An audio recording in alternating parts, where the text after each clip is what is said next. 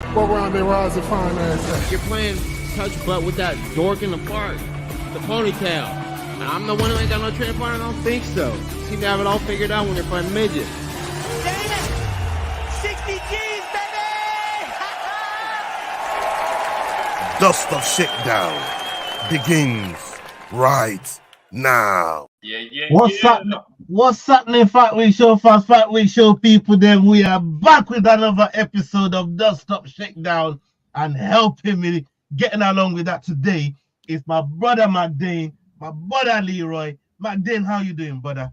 I am fucking buzzing, boys. Absolutely over the moon. Your boy landed Michael Bisping, as you know. Hey! Come on. Fucking Mike Bisping, Arnold Allen, and Nathaniel Wood, mate. That's fucking yes, mate. That's a big coup, man. That's a big scout. So what's the plan? What's the plan? What are you doing?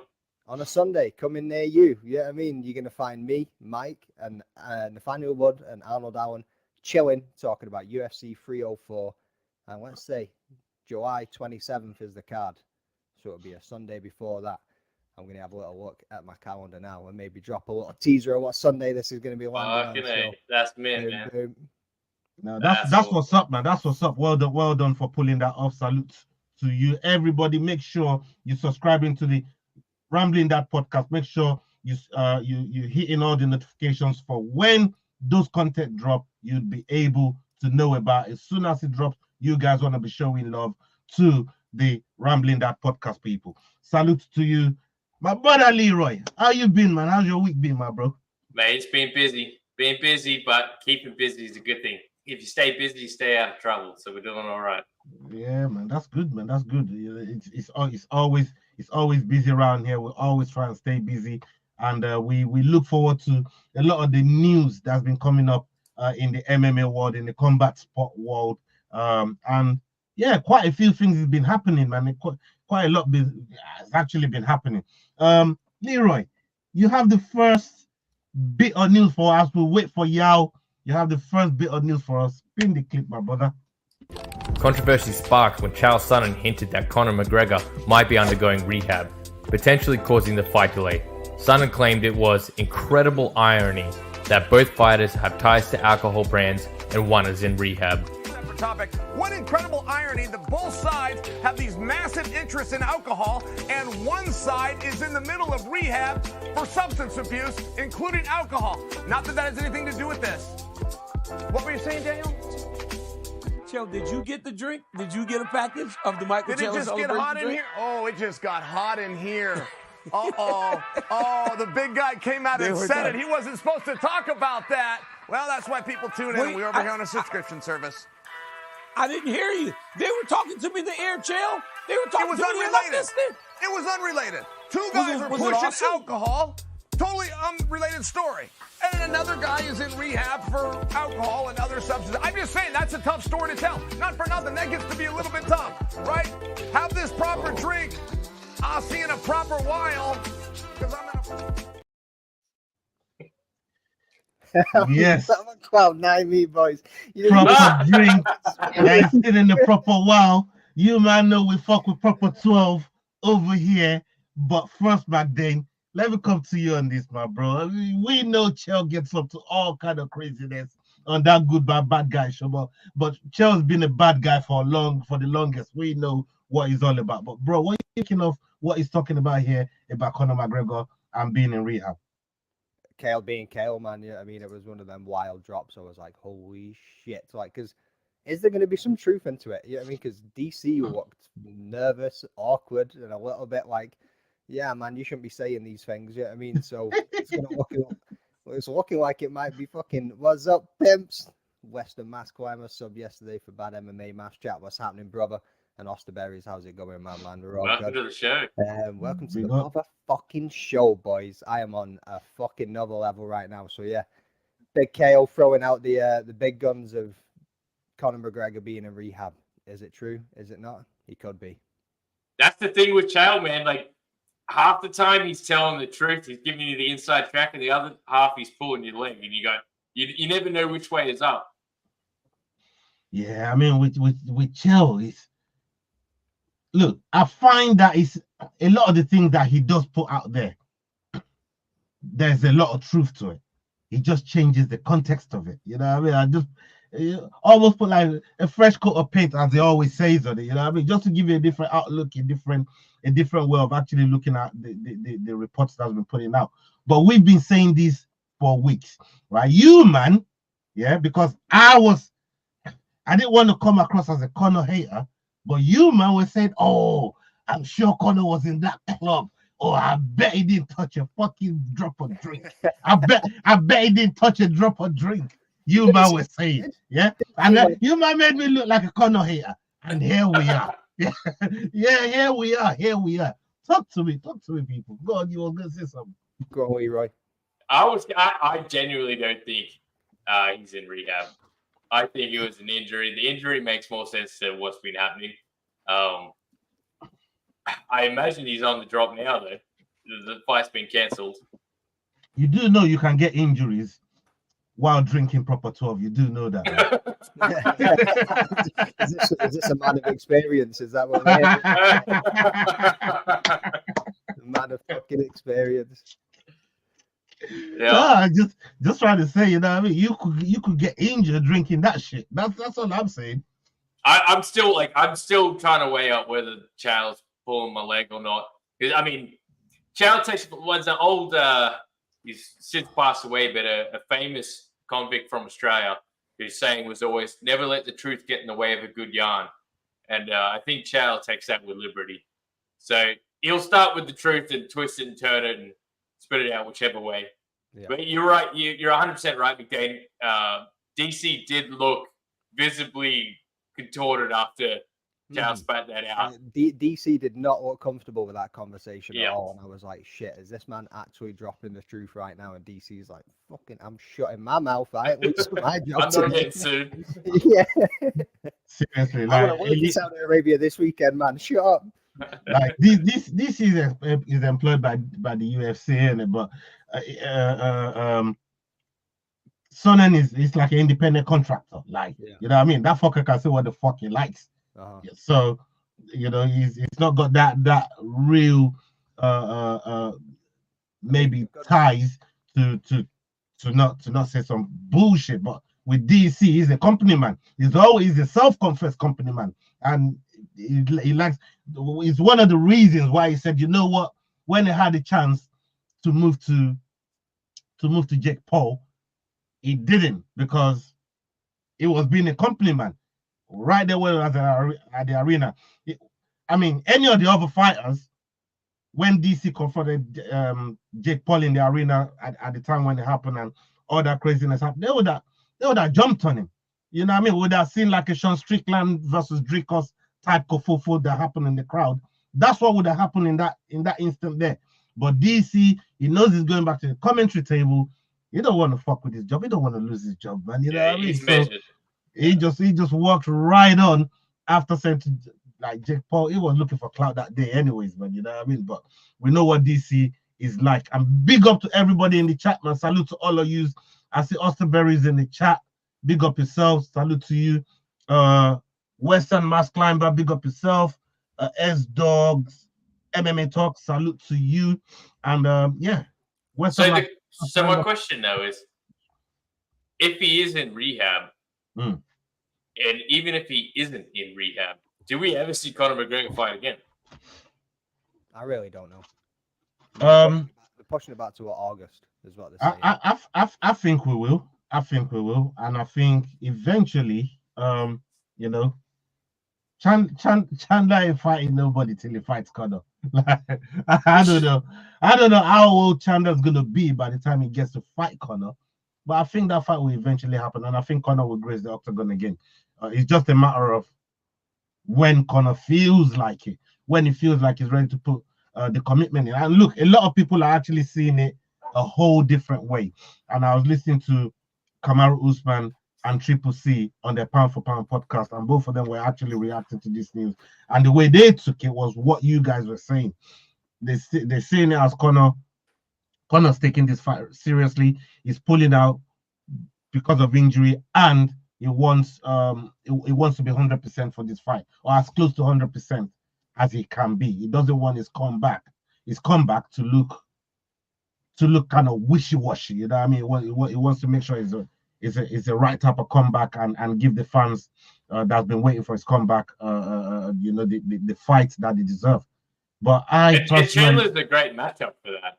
The problem is that he's now at the back end of his career. Both of them are, mind you, but Conor largely made his career off of his speed, whereas Chandler's always carried power. And as you age, everyone knows power's the last thing to go, speed's the first thing to go. Yeah. Every day that passes, it favors Chandler. And he's coming off losses as well, so he's not wanting to come back in there and lose again. You know what I mean? Like, how does that work? If he comes off after 2 years out, 3 years out, whatever it is, I think it was 2 years, comes back after losing to Dustin Poirier twice, and then loses to Mike Chandler again as well. It's just his last win was against Cowboy Cerrone. Yeah. That was a while back. That was a while back, bro. Shoulder strikes got it done. Yeah, that was a while back, man. I'm still very, very, very salty about that fight. That fight cost me £50 to Will's pocket. I mean, don't get me wrong. Taylor's coming off losses as well, but he's fighting, the upper echelon of the division. Bro, I went through Cowboys highlight reels, and I thought about there's no way Conor beats this brother at 170, maybe at 155, yeah, but at 170, I don't see that happening. And then boom, bish bash. But I'm thinking look at this brother crumbling like a fucking biscuit in the cup of tea, man. Pre-pandemic, was it actually pre-pandemic? Is that how long ago it was? Like the pandemic? Wow, that was a while back, bro. You can barely even remember, mate. That's fucking wild. That. Yeah, everyone knows that Cowboy Cerrone was always a slow starter in that first round. Though it took him a couple to wake him up. Yeah. Thank God Rosie wasn't here when I said I lost 50 quid. Did you pick should have had me for that one day, you know what I mean? Big up yourself though if you're watching the playback, salute to you. But bro, I see the chat saying Conor ain't never fighting again. I don't know.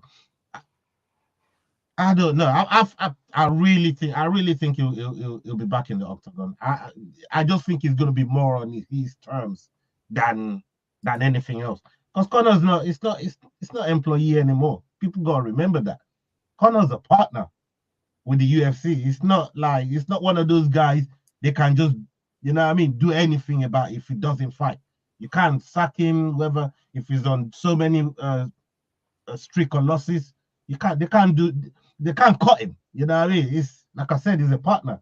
A lot of these fighters are actually paying him. So hey, I'd like to see him back in there though. I don't know about you guys, but for me, I would definitely love to see Conor get back in the octagon and compete again. Well, that's just it. It's whether you're a Conor fan or a Conor hater, like everybody knows that a Conor card is you're watching. Every man and his dog, never seen a lick of the sport's going to be watching. Yeah, absolutely. For real. Everybody that's not watched it since he got beat by Khabib will be coming back to watch it. Yeah. Seriously. I see about 80 people watching us live right now on all platforms. Please, if you're watching on X, please come over to YouTube. Come show some love on YouTube. Come and engage in the chat on YouTube. Jump over to YouTube from X and make sure you jump in on the Fight Week Show. Make sure you jump in on the Rambling That podcast and come and show some love on the channel. Big up yourself, people. Drop a comment to let us know that you did it. Yeah, drop a comment when you come over from Twitter and you're jumping onto YouTube, because then at least we can pull your comment up on the screen and we can engage with you more than what we can right now if you're watching and enjoying the show. 100%. And also, X ain't paying us shit. Well, you'll be helping the channel out. You'll be helping the channels out, man. But it ain't paying me shit. You know what I mean? You definitely be helping the channel out by doing that. So please make sure you jumping over from Twitter, jumping over to the YouTube platforms that we have right there for you. We have links in the description. So please make sure you jumping over. Salute to you. Leroy, we have another story that's popped up. Brother, spin the clip. Jake Paul versus Mike Perry is official. Perry, a former UFC fighter, has won all 5 of his bare knuckle boxing fights and will face Jake Paul on July 20th in Tampa, Florida. This is considered a huge test for Paul, who's looking to prove himself as a legitimate boxer, fighting yet another non-boxer.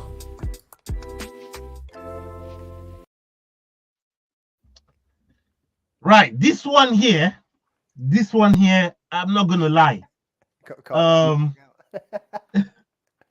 I kind of like this. I kind of like this fight better than what was originally planned. I don't know about you, man, Fucking but I like this. I like this one better. The Mike Tyson thing, we're all saying, oh, maybe first round, if he's able to get out first round. Oh yeah, look, he still has the power to knock out Jake Paul. We all know that power is the last thing that leaves. But the things that I was actually worried about going into this fight is what happened, because Tyson is an old boy. These things happen to elderly people, man. Like, he's a senior citizen. Regardless of how you want to look at fucking Mike Tyson is always going to be Mike Tyson. But he's a senior fucking citizen, bro. You know what I mean? I don't know why they sanctioned that fight in the first place. But this one here, the fight with his free bus pass. you know what I'm trying to say? You can hop on my bus, you know what I mean? We'll be running people over, man. I'll say this, though. Mike Perry is probably the hardest matchup for Jake Paul for looking for anybody outside the actual boxing fight. Like even against Fury. He's taking on the hardest challenge possible and still managing to maintain that he doesn't fight boxers. I mean, he fought one boxer and lost. What are we doing? I'm taking Mike Perry in this. 100%. I don't know, man. I think the weight difference, the glove size, and Mike Perry likes to get fucking punched. Like, it's going to be, I think it's going to go to a decision, but I think the decision might lean to Jake. And I don't like Jake. Yeah, I mean, you know my thoughts on that fucking muppet. Like, but as much as I love Mike Perry and everything that he's for, like, I don't know, bare knuckle boxing is different to boxing at the end of the day. 100%. You can't deny that he's been training. Like, and he's good. He's just not. Like, even with a win, he makes a bunch of money, but does that actually help him his quest to be the greatest boxer of all time? Isn't that what he said he wanted to do? Right. I mean, when you look at it, though, I know we're saying bare knuckle boxing, but the thing with, he's already accepted, bro. You don't need to tag shit. He's already accepted. yeah, he's already on it. Before people start annoying the man, like, that's it. It's done. Thank you. He's on it, man. He's on it. I'm pretty sure when the Fight Week show reposted your tweet, requested him, I'm pretty sure that's what got it across the line. That's what got it over the line, bro. You know what I mean? Yeah, man. Fight Week show. Whew, those some big boys over there. Like. No, seriously, though, when you look at this fight here with Mike Perry and Jake Paul, again, to your point, Leroy, I actually prefer this fight, and I'm more leaning towards Mike Perry as well. And I know he's not a non-boxer, as people are saying, but bare knuckle boxing is still boxing because you can't use nothing but your hands. The only thing that's different is the gloves are bigger over here, and this man here, they're running with hand wraps. Somebody though, like, if he's not doing that damage where it's going to be knuckles straight to your fucking eye socket, and there's a big pad of a glove to it, is not. You're 100% right. That is the big deal. Like, you got more to hide behind, and also the cumulative damage isn't the same because you're not getting split up after just one shot. Of course, it's not the same. But my point is, it's the closest. Yeah, I mean, it's exactly what Mike Perry did when he was still in the UFC. He basically only used his hands anyway, which he was great. But it's mixed martial arts. He's going to get taken down. He's going to get kicked. X, Y, Z. Right. That's what I'm saying. This is the hardest matchup Jake Paul could take without fighting a boxer. I completely agree. I think Mike Perry being in bare knuckle boxing for the amount of fights he's had there gives him that little bit more experience than all the other guys that he's fought that's been in MMA, because he's not over the hill. He's not over the hill. He's still in a good age to compete, and I think Mike Perry can actually do damage, and I think he will, despite the big 12-ounce gloves or whatever, how many ounce gloves they're gonna use. I still think he'll be able to do enough damage. And the other thing, both of them can be on juice. nobody will give a fuck. Nobody would give a fuck. Well, You know what I mean? I seen that fucking Mike Perry already came out and said that like he's feeling much bigger already. He's liking it. He's liking the power that he's got. He's happy with the speed and the cardio so far too. So we'll see how it turns out. And how many weeks away is it? I mean, my day. This 20th of July. My day. This is your body, man. He hooked you up with the John Jones fucking gloves, bro. Like, come on. What you picking in this fight, man? Where you leading, bro? I'm losing to my man Mike Perry. Yeah. I was gonna say, The bias. The bias over here.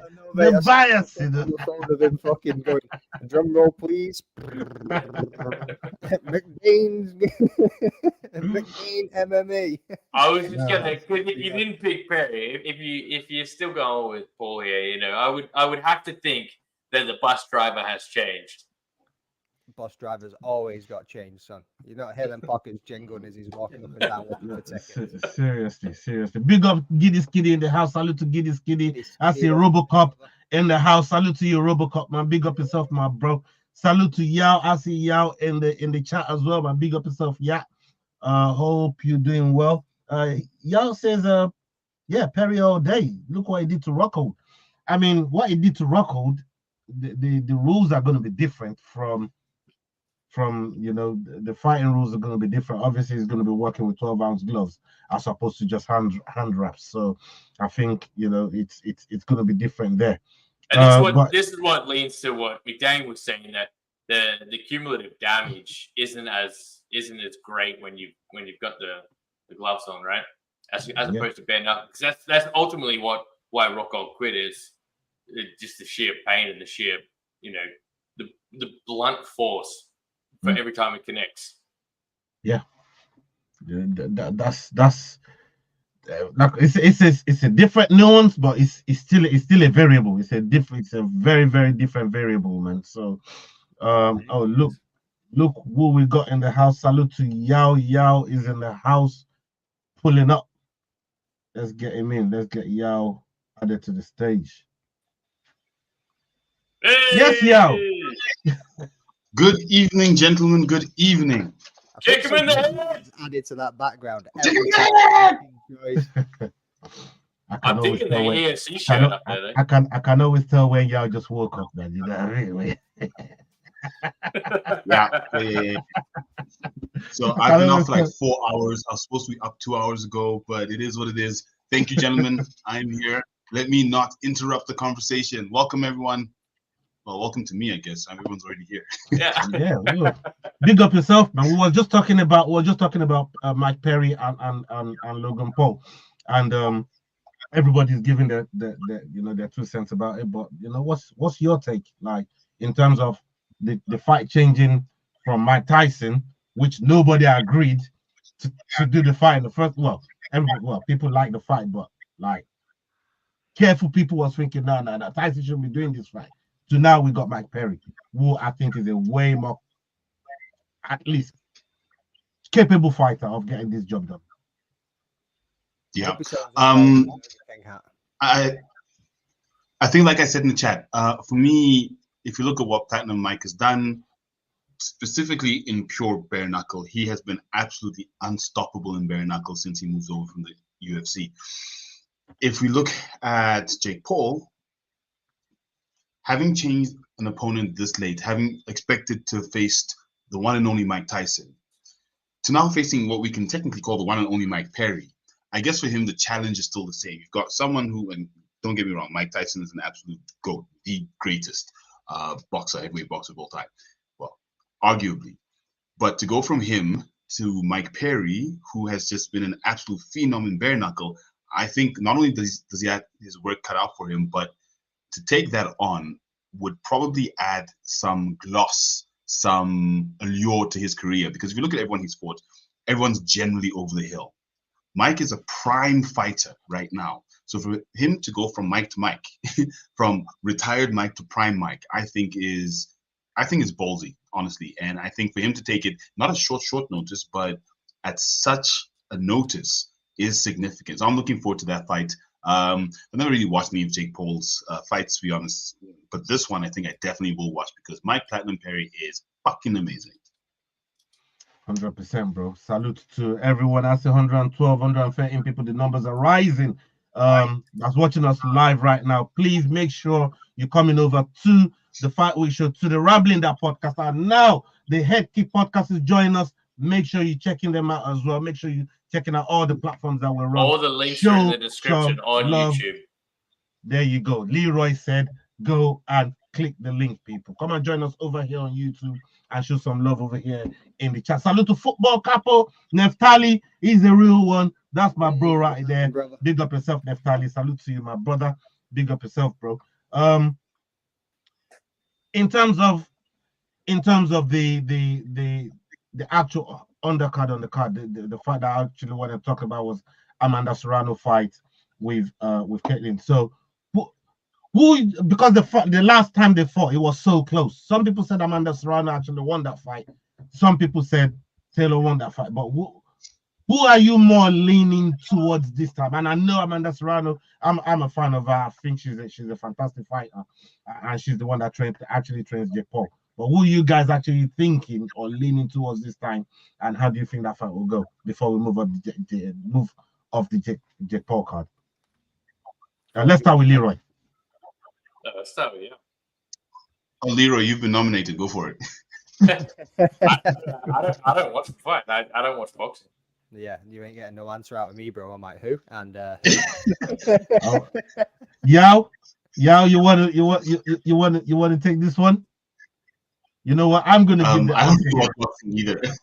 I'm gonna give the answer here. I gotta tell you this though. Fucking fail there, or like, I mean, you niggas failed. I didn't fail. You niggas failed. But I failed.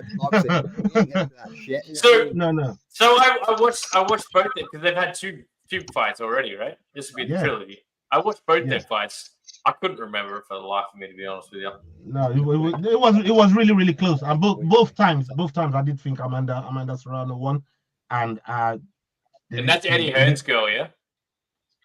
No, Taylor is Eddie Hearn's girl. Serrano is with Paul. Yeah, right. With Paul. Yeah. So I think it's. Yeah, I think Serrano probably takes it this time, but I've been saying that the last couple fights, and he went there. So don't listen to me, people. Do not put your money on Serrano on my account, people. You know what I mean? And none of these guys' account anyway, so there ain't no shit about it. Well, if you are, make sure you have a cash out option because you know all there's going to be spam with that. It's gonna be 50-50 whichever way you fucking go. You know what I mean? Yeah. I mean, looking at it, you're probably right on that one. You're probably right on that one. Out, King. Okay, let's get onto the next topic, people. Leroy, spin the clip, brother.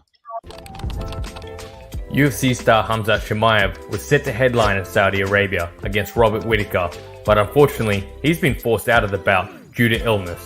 Chimaev released his first statement since withdrawing from the bout. In an Instagram post, he wrote, "We always plan something, but Allah has his own plans for us." This is the 6th bout that has been cancelled in Chimaev's UFC career, with 3 of those cancellations due to Chimaev's health.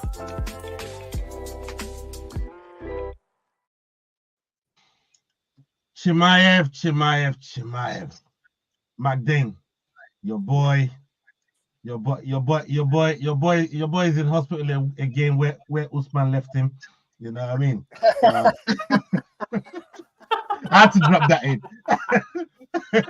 I had to drop that one in. Yeah, mate. Yeah, he's still on oxygen after that fight. He's still on life support. He's still on oxygen. What are you saying about this one, McDane, man? People are tired of Chimaev pulling out, bro. Talk to me. Mate. I think he's been in like 5.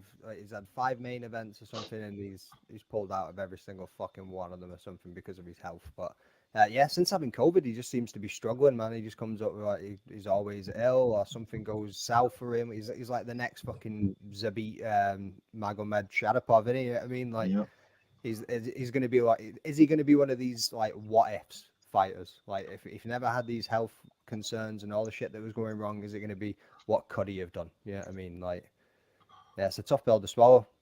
Gutted for Rob, man. Like he's obviously put in probably a solid camp, just focusing on focusing on Hamzat, and then obviously it's not going to be him. Yo.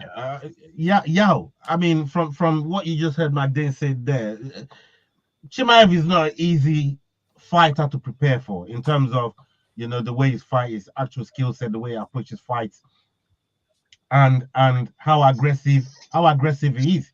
But lately, you know, we've seen, as we just seen on the screen earlier on, with the amount of fights that is pulled out of because of either health injury, weight issues, all that type of stuff.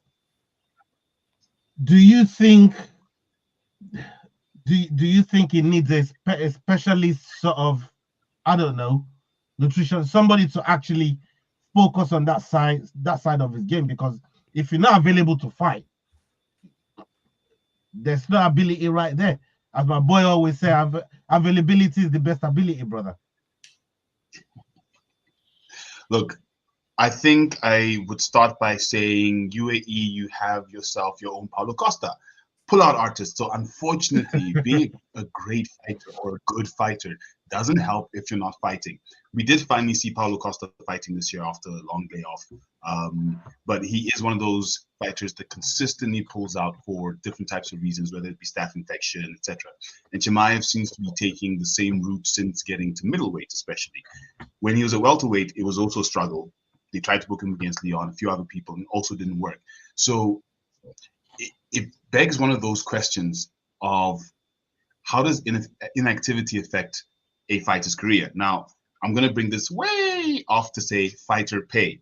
For me, this is then when fighter pay comes in. If Chimaev starts complaining about money, we all be like, oh, fighter pay. But the guy's not fighting. He's literally just not fighting. Consistent injuries mean consistent doctor's visits, doctor's bills, medical bills, and suddenly we don't see him at all simply because he couldn't now afford to go and train. So for me, I'm very, very sad to hear that Chimaev's not fighting, but unfortunately it is one of those things in the fight game where you do get injured, you might not make weight, and all sorts of things do happen, and it seems to be plaguing the current stage of his career. After the fight against Usman, we all thought, okay, great, Chimaev's here, he's ready, he's going to make a run, and now we have this. So let's hope that he can come back, and let's hope we can have something consistent, because he is an exciting fighter to watch. I mean, that win he had against the Leech, where he was talking to Dana whilst carrying Leech across the octagon, that's something we want to see again. So I'm looking forward to seeing Chimaev back. I hope he gets better soon. I hope that these things stop happening, because we don't need another Paulo Costa at middleweight. We love Paulo, and that's why we want to see him fight, but then not seeing him fight he just becomes a keyboard warrior almost. So let's hope Chimaev gets better and he gets back to some sort of run somewhere in one of the divisions. You don't have to go back farther. I mean, even after the Usman fight, he was posting the photos of how fucked up he looked in the hospital. He was in the hospital after that one, all messed up. As a side note, I feel sorry for Askarov, because Whitaker's about to take it out on him. No, but, I think Askarov wins that fight. Are you mad, bro? That's gonna be a fight. You mad, bro? You got to be off your trick. Don't get me wrong, Askarov's impressive, but he's not Whitaker. Like, we'll see how mad I am on Friday. Yeah. Talking about this one motherfucking point. Yeah, I mean, this one motherfucking point's coming back. We're running away. So, that point hurts, doesn't it? You are insane. You know, Askarov is underdog of the week, eh? Right, hold up. Wait a minute. Something ain't right. Did you think that Whitaker was going to beat Hamzat? Yes. Yeah. MMA maths. Hamzat beat Askarov. So why do you not think that he would beat? Your MMA maths ain't shit, bro. MMA maths is shit right now, right here in this question. MMA maths ain't shit, bro. No. Don't give it all. Don't be sat here trying to do MMA math to justify me saying Askarov whoops Whitaker's ass. Like, I mean, I think he dragged. I think he ragged on. Back to Chimaev though. I think one of the biggest problems here is that one, he's going to have ring rust. He was pretty much guaranteed a title fight if he had beaten Whitaker. So he's not pulling out for a broken little toe or something like that. Like, he must be pretty freaking serious. Someone said it was food poisoning. Can't remember who it was. I think that might have been on the BYM pod. We were talking about it, saying food poisoning. You can flush that out pretty quick with an IV. I don't know. It's meant to be pretty bad for food poisoning. So fuck knows what's going on. And he's stuck in Czech now. I don't know what their healthcare system's like, but Look, I'm gonna go back to Alice Karov right here. Real quick. I think he's way better than Bobby Knuckles. I think he's gonna show Bobby Knuckles. You think he's better what's than up. Chimaev, then? I think he's better than Hamza. Yeah, he might have lost to him. Beat him, how do you think he's gonna? How do you think Askarov's gonna win? How do I think he's gonna win? Just ragdoll him, man. Like You think he's gonna out wrestle him? Second round, third round, Huh? fourth round, fifth round. I think. Don't even I say think- past the third round, otherwise I'm never talking to you. Nah. No. Your credibility's out the window. Like, You're about to throw yourself under the bus. For you. Hey, listen. Don't you worry about my boss. Yeah, when my boss is ready to fucking do we're work. the bus drivers union, and we're kicking you the fuck out. When my boss is about to drive, you're not gonna see what ends up on the leafy. But look, I'm just fucking about, man. I do not think Alice Karov is gonna do a goddamn thing.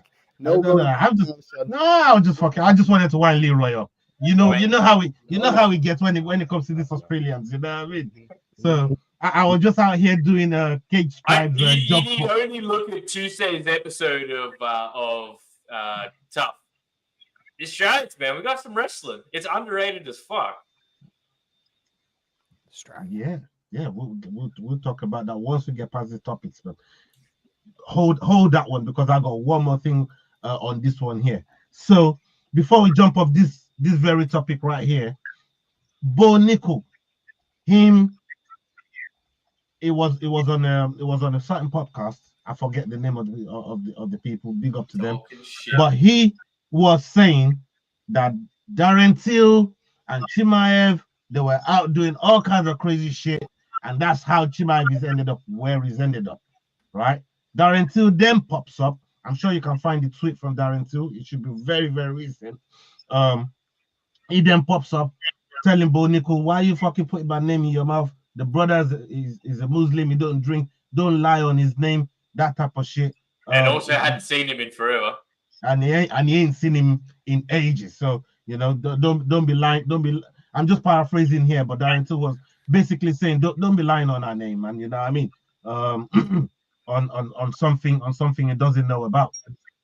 But obviously, Bo Nickel, I think he said he got offered the Whittaker fight on this podcast. And the only reason it's not him, and it's Hamzat, is the fact that he was in the mountains and he didn't have no signal. That's the only reason. Here's what Till retweeted. He said, "Why is my name getting dragged through the mud? I haven't seen Hamzat for a long time, and he is devoted to his religion. Please, guys, don't speak out of turn and on rumors, and you don't know are true or not. Just a hyper fight in a different way. We don't tell lies." Exactly that, right? Yeah, that's what I saw earlier on, and I thought to myself, so why would Bo Nickel try to do this? Then it kind of made sense to me when he then said, "Oh yeah, they offered him the fight, and it wasn't." Look, do any of you think Bo Nickel could be bullshitting here and just trying to insert himself into the conversation? Let me start with you, Yav. What are you making of all this stuff with Bo Nickel now dragging Hamzat's name while Hamzat is laying in hospital bed where Usman left him? Ariel Helwani guaranteed us that the Conor McGregor fight was going ahead. Where's that? Unfortunately, when it comes to things said on social media under good authority, sometimes they're okay, sometimes they're not. Look at Chael Sonnen anything he says about Drickus is always Drickus did something wrong. Drickus is ducking his medical reports. So when it comes to hearing things from social media, it's not that there's no foundation, but usually the information somehow has gotten lost in the chain. So we'll see. We'll see. We'll see. Look, I don't think to cut you off, but Bo Nickel should necessarily be done. Always a fuck with. Yeah, Austin Berry is right. I just want to say about not believing social media, Mr. 2016, that Ariel Helwani did, as much as it can be a doofus at times, he did actually come out and say that it's off. Like, I know he kind of did come out and say it was guaranteed that it was still happening. After the fact, he did come out and say that it's not happening, that rumblings have still been going, and that it's not looking too pretty. That's paraphrasing to fuck, but that's what he did say. To be fair, to give the man his credit, but hey, listen. This is listen. I'm gonna stick up for Yao here now. He's gonna take a while for him to live that one down. A lot of us gave Yao some stick when he said he heard about that shin injury, and all of a sudden, look at Yao now. Yeah, all of a sudden, it's looking like Connor's injured for real. Yao, where did you get that news from again? Did you say? Back in time. Shit. No. Big up yourself, Yao, man. 100%. Yao jumped in a DeLorean and came back with that news. Yeah, that's it. Fuck knows where he fucking found that fucking news. You know what I mean? I don't think he knows himself. If people, 190 something plus people watching, please make sure you are showing love to the channel. Come over from X to YouTube and come and show the guys some love in the chat. Salute to all of you. Let's get on to the next topic, Leroy. Spin the clip. Kelvin Gastelum faces off against Daniel Rodriguez in a must-win bout on Saturday night. The 32-year-old's recent 2-6 record has left many questioning his UFC future, but Gastelum remains confident, saying, "I'm the better fighter overall. I think I'm tougher and I'm going to come out with the win." Gastelum admits a loss could see his presence cut from the UFC. You know, I feel like this is my back's up against the wall a little bit, just because you know, things haven't gone the way I want them to in my career lately. But as always, man, I'm coming into this confident in my abilities, confident that I put in the right amount of work, and just confident overall, man. I think I'm the better fighter overall. This guy's a tough guy, but I think I'm better. I'm tougher.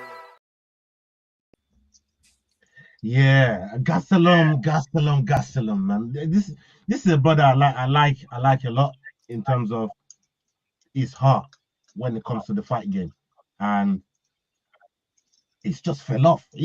And look, the fact that he's admitting it and he can see it himself is a good sign. But we always say this when we do our prediction shows, like when we see these guys on so many losing streak, we're thinking, bro, you're near enough about to get caught if you don't win this fight. I mean, so technically he's only on a one-fight losing streak. He lost to Sean Brady, but it's pretty arguable that he lost to Chris Curtis before that. It was a unanimous decision win, but everyone pretty much said that Chris won that, yeah? I don't think anyone disagrees with that. No. Apart from the record keepers. Yeah, it was. I don't. So, I mean, he might be on a 4-fight losing streak. It's a sharp fall from grace when you think about when he fought Izzy for the interim title. Yep. That fight was just mental and top tier. Like, it's probably one of the it's up there with one of the best fights in the UFC and MMA ever. Yeah. And now we're at this stage here. And Rodriguez isn't doing too well either. He's on a skid himself with the patchy recent performances. So it could very well be whoever loses. This could be keep your job fight. Yeah, I'm in agreement, man. Look, I hope he pulls it off because I like Gastelum. But McDen, let me get your take on this whole Gastelum situation, because he's another company man. But when you're a company man and you ain't getting results, then I don't give a fuck about none of that. You know what I mean? Could be a company man all you want. You need to bring your results. Company winning, man. Yeah. Yeah, it's a shame, mate. Fucking absolute damn shame. You know what I mean? What he's done for the sport, like all the way through his career. Like you say, that fight against Izzy was fucking fireworks, man. But since then, he kind of has he's had some good goes at it since, but it's just not been the same Gastelum. Yeah, even changing weight class, you know what I mean? Like he looked good, I think, in his first fight when he changed the weight class and then came back into it, and then kind of just gone from there again. So yeah, getting cut is it's a shame if that's the way he sees his career ending with the UFC, but. He's got all the skills too. That's the annoying. It just doesn't seem to come together for him when he needs it. Yeah. No, for real. Yeah. I think Leroy's saying he has all the skills because Whittaker beat him, but it went all the way to decision. Yeah. But okay. To be honest, I have no interest in seeing Kelvin Gastelum fight. Like you said, his height, the prime of his career was when he fought Izzy. I mean, 2-7 is a terrible record right now, and fighting is one of those things that you can get better, but you can also not necessarily progress. It might be the skills coming from the other fighters. It might be advanced skills you're not getting. We don't know. But look, I'm glad to see him fighting again, and I do think this is a fight for their job. They are literally both fighting for employment, like you said, between him and D-Rod. Looking at their records, it's not a money fight; it's an employment fight. They should probably put that up in the banner somewhere, because that's really what this is. Like Leroy said, if you look at both their records, okay, Kelvin, let's see what you've got. This maybe one last time, sure, but I don't really have any like keen interest in seeing Kelvin Gastelum in any form of a run or against any top competition or like. Okay. No heart, bro. Absolutely no heart. Cold, ice cold. Cold as shit. Yeah, I mean. Sometimes you gotta be a savage in this motherfucker, man. You know what I mean? It's not. Also, Kelvin's only 32 still. So all that he's done, like he fought Izzy when he was in his 20s for the interim title. Like he's got the experience. I think he's got the skills. I really don't know what the issue is. That's why he can't put it together. One thing I know, for me, it could just be the competition of the promotion. Right, I think if Gastelum was to maybe even get cut from the UFC and somewhere like PFL picks him up, I think he'll do well in a lot of these sort of promotions as well. You know what I mean? I think he can actually go and probably still, because of the name that is already built in the UFC, he'll be able to command, near enough the same amount of fees or payments and payouts with these other promotions as well. So I don't think it's the end of the world for Gastelum. Obviously, you want to be competing in the best promotion. Rubbing shoulders with your peers and competing against your peers to see, who the best guys are. But I actually think it's the competition of the promotion as to, Gastelum just turning shit overnight, because I don't think he's a shit fighter, and it's one of the hardest fighters to finish. You know what I mean? In terms of getting him out of there. Obviously, Manson caught him with that quick. He's got that Mexican chin on him. He'll take the shot. Exactly. He's got the heart. He's got the chin. He's got the heart. I just think competition could be too tough for him. So I don't mean to continue being brutal on Gastelum, and I hear everything you guys are saying, but. And Ola, I agree with you 100%. If you look at who he's lost to, Israel, Daniel Till, Jack Hermanson, then he beat Ian Heinch. Who's that? We don't know. Then he lost to Robert Whittaker. Then he lost to Jared Cannonier. Then he had, like you said, Leo, that dubious win over Chris Curtis. Then he lost to Sean Brady. So it's exactly what Ola's saying. The level of competition that has been put in front of him has exceeded his skills, full stop. And that's why I'm saying I don't really fancy him against any form of top 5 competition. He's a mid fighter at best. If you look at who he's lost to, he hasn't beaten anyone significant since 2019. He's had 2 wins since 2019. Why is he here? So I hear what you're saying about the skills and all that, but if you look at his record, okay. Yeah, I think because he changed weight class, you've kind of got to give him his due, and because of how he progressed with his career before all of this, I mean, you've got to give the man his chance. He's probably had some fights left on his contract that they're not going to just cut him for. You know what I mean? And given his massive boost in popularity after that Izzy fight, I mean that carries numbers on its own. You can see why they'd want to keep him around even a little bit longer than when he should have been cut. Even though he's lost, they're entertaining fights still at the end of the day. You're never in a boring fight. You never be like, oh, fuck, that fight was shit. Mm-hmm. He's always throwing. Yeah. I actually tend to think that neither of them have their jobs on the line, but maybe he's telling himself that to motivate him to do well. Maybe. But when I seen it, I did think, since 2019. Yeah, he's been a while, man. Smiling Sam was on like a 7-fight skid before the UFC finally cut him. Tony Ferguson. Look at Tony. Yeah. Yeah. I I was trying to avoid that one. Thanks, guys. Appreciate that. No worries, mate. I know. I'm happy to hear that one, man. You know what I mean? Khabib believe in the promotion, man, without losing the fucking round, man. You know what I mean? That's how you really do this thing. You get me? He lost to Conor, remember? Oh, shut up. he took a fucking round out. All right, but he lost to fucking Conor. He took a round out. It was a questionable round as to who won because Khabib decided to stand and trade. That's how dominant he was. He took a round out, man. You know what I mean? He just took a round. He just sat around out. So yeah, let me just give it. Quick sidebar. Prime versus Prime. Tony would have beat him. Just saying. Bollocks. It never happened. We never see it happen. So. Yeah, because Tiramisu Tuesdays. Hey, don't this Chandler versus Conor fight start to remind you of Khabib and fucking Tony Ferguson, because they just can't seem. It's the same shit. They just can't seem to fucking put it together for one reason or the other, man. Except one was eating tiramisu and the other one was popping pingers. But yeah, same shit, more or less. Yeah, same difference. Yeah, it's crazy. Yeah, big up everybody that's hung in there. Whether you're watching live, whether you're watching on playback, salute to all of you. Big up yourself. Make sure you're smashing the like button. Make sure you are subscribing to the Rambling That podcast, to Head Kick podcast, and to the Fight.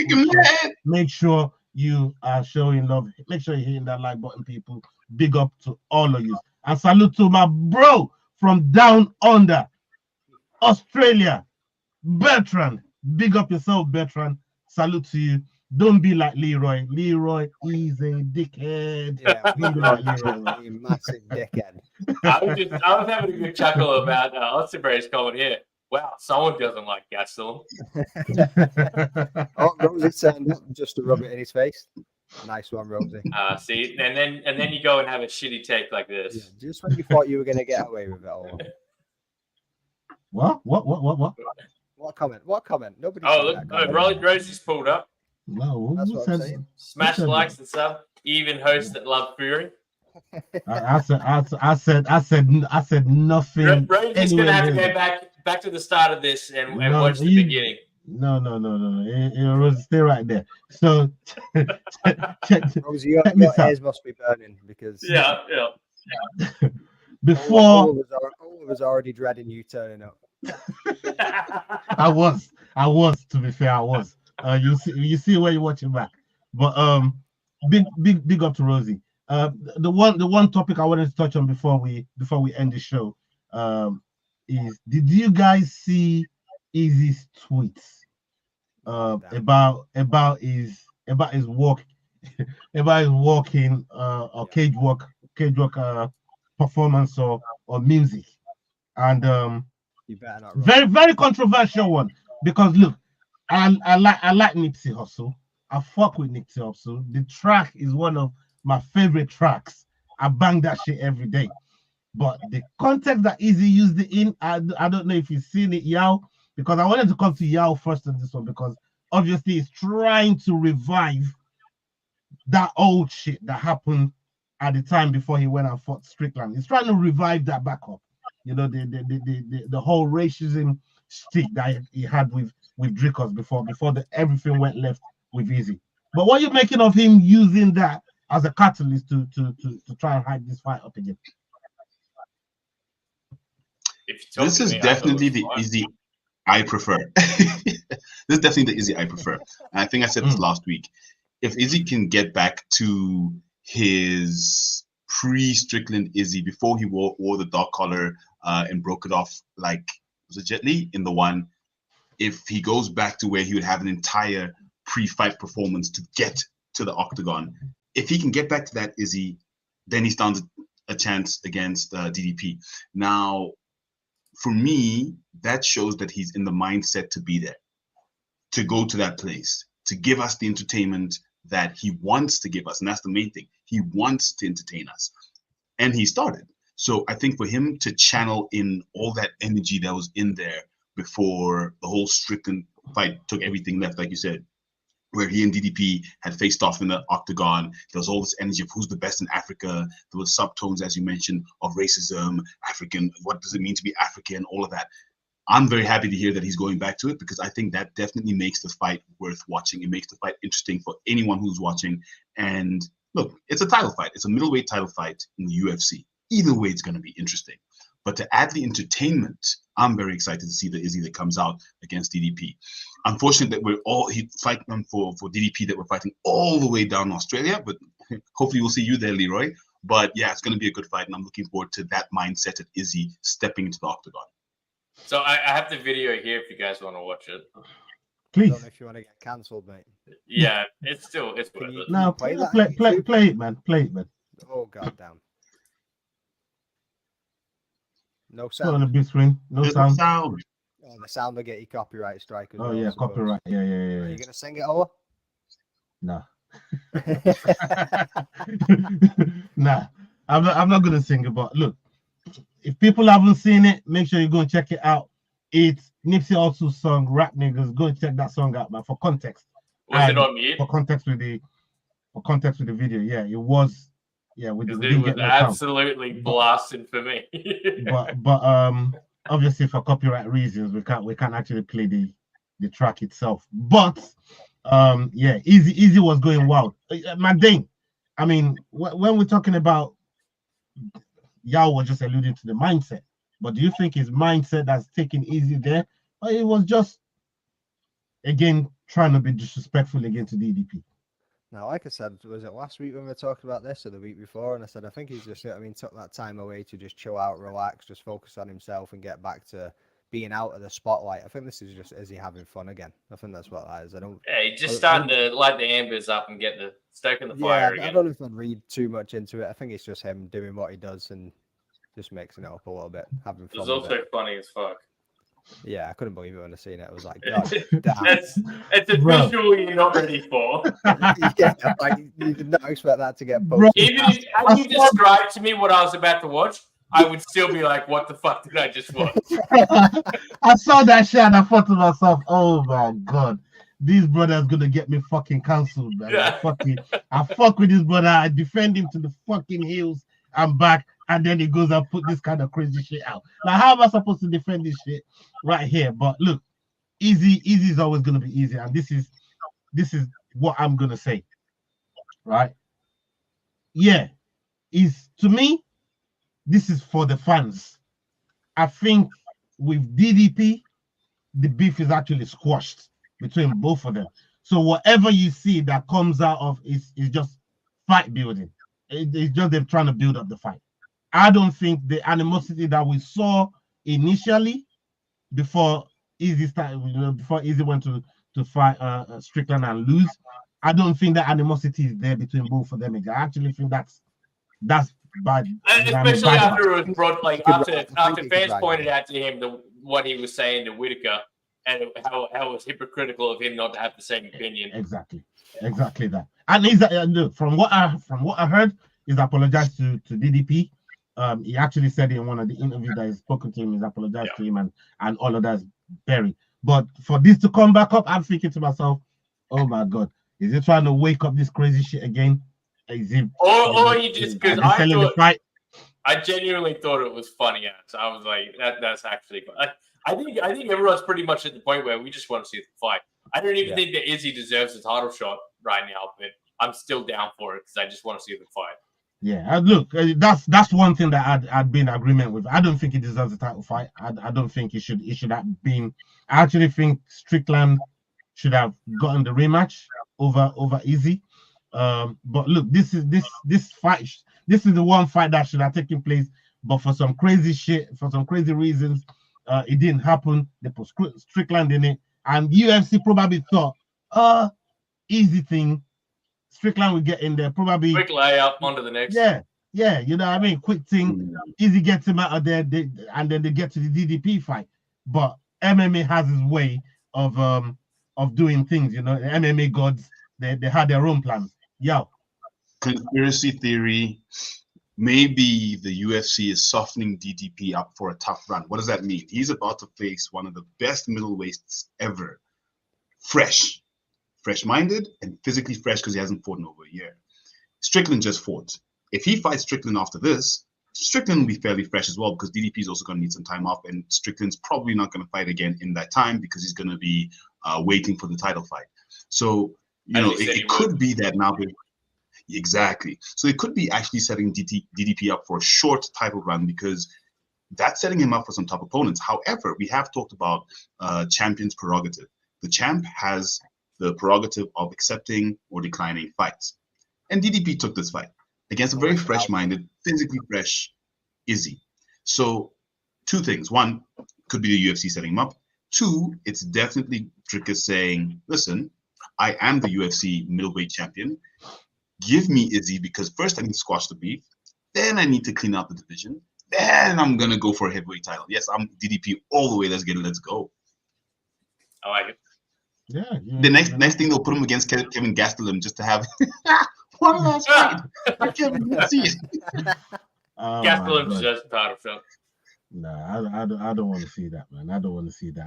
I wouldn't mind seeing Gastelum in any other promotion, but yeah, I don't think that happens. Giddy says, say what you wanted to say, Ola, easy by decision, leg kicks. Oh, come on, bro. Come on, man. I'm pretty sure Springbok's gonna be the Aussies. I don't think that one's a question. The only thing let me get this kiddie, man. You know what I mean? We'll see. We will see come fight day, bro. You know what I mean? You I'm sure you're gonna be here when we do the watch along, but you're gonna see during fight day, man. You know what I mean? I fuck with both guys. But you'd never see me drive the bus over a man that carries the colors of my country, man. So yeah, but it is what it is. It is what it is. But we will get there. You're Chinese, in all good time. In good time. Oh, you're Chinese? Huh? You're Chinese? Yeah. I'm Blackinese. You didn't hear about it? We was in rush hour. We was in rush hour too, brother. What's wrong with you? And with that, folks, peace. Yeah. Oh, I just thought you were high this whole time. God damn it, oh my God, no. You know what? This is going left very, very You've been fast. smoking too much of that devil's lettuce, son. You know what I mean? This is going left very, very fast. Hey, yo, people, we've come to the end of the show. Big up to all of you. Man. Salute to everybody that's joined up to now. We've got over 270 people watching us live across all our platforms. Salute to every single one of you. Make sure you're jumping over to the YouTube channels to show some love. Make sure you're subscribing to the Head Kick podcast, to the Rambling Dad podcast, and to the Fight Week show. Magdane, we've already asked you what you got coming up, but you want to plug it again. Let the people know I'll plug it. What the cat's dragging in. One more time. So anybody watching this on Twitter, thank you very fucking much. If you had anything to do with liking, commenting, sharing, and absolutely spreading the word to get Mike Bisping onto the show. Make sure you are subscribed to the Ram with Dad podcast, as well as these guys. Fucking kick them in the head and the Fight Week show. Follow the boys, follow the content, support us. Kick him there! And yeah, I've got Michael Bisping, people, so I'm going to be holding a YouTube live, and I've just had a little look at the events that are coming up. I've had a little look at the calendar. We've got a fresh little week in there for the 7th of July where there's nothing happening. There's a break in the action, so I think that's the one I'm going to target it for. So 7th of July, Arnold Allen, Nathaniel Wood, and to top it off, with the help of every single one of you fucking amazing people, Michael Bisping, and I might even see if I can get a couple more guests, 1 or 2 more in there, just to roll it off to talk about UFC 304 coming up in Manchester, July 27th. Fucking get on it, fuck yeah. Yeah, man, big up. Salute for that one. And Yao, what do you got coming up on the Head Kick podcast? Kick him in the head. Tell the people, brother. First of all, Magdane, fucking amazing getting Bisping. That's some good work. Looking forward to hearing him speaking on your pod. That's going to be so entertaining. What we have coming up, we've got EFC 115 coming up in 2.5 weeks. We have the one and only Igas Manikabessa returning against the Phenom, Humphrey, King Cobra Mulenga, Dante. That's really what we're prepping for now is EFC 115. We've got interviews lined up coming with all the top fighters from that event. And yeah, so we're just going to be running up to EFC 115, looking up to UFC 304, as Magdane said. And yeah, it's going to be an absolute banger. Yeah, it's going to be a good fight. That's a good main event. And your people, make sure you're keeping it locked. Shout out, please carry on. Sorry, shout out to Southside Ninja. He won our competition. He won the towel. So shout out to you, Southside Ninja. Looking forward to hanging out with you again at EFC 115. Oh, you won big up to our sponsors as well. Yeah, man. Big shout out to Southside Ninja, man. Big up yourself. Make sure big you up yourself. Congratulations. You beat him this time, though. You know what I mean? Don't do something I wouldn't do with them towels. Yeah, just so you're the side. Watching an Izzy. Yeah, you're easy I'll on send these the towel dogs, to man. Leroy to cry when Mythical loses. Oh my God! Oh, shots fired! Sorry, Leroy. And people, on Friday, come join us. We're going to be doing the prediction show for this weekend's card. So come join us for the prediction show. It's going to be hella funny. I did so bad this weekend. This brother's just 1 point off of me. I was sweating it, but I'm so precious about my points. I'm glad he didn't get to the table. Held him off for another fucking week. Come join us this Friday as I keep attempting to keep my Dane off the top of the table. Stave this man away. as I keep attempting to keep him off the top of the table, man. So come check us out Friday, 9 p.m. on the Fight Week show. We're gonna be doing the prediction show on there, and we'll be back. We'll be back this Friday.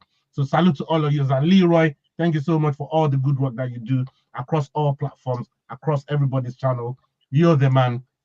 People don't understand the crazy shit that this man does in the back. We give him shit all the time, but he loves it as well, man. He's weird. I'm still yet to see a single fuck Leroy in the chat. He's fucking weird like that. That's what I'm saying. He's bitches for not writing fuck Leroy in the chat every time. He's gagging for, like, bro, come on, man. Give it to him, man. You know what I mean? Fuck Leroy. Run it. That's how the cookie crumbles. Why are you trying to hurt my feelings, man? I said it in the chat.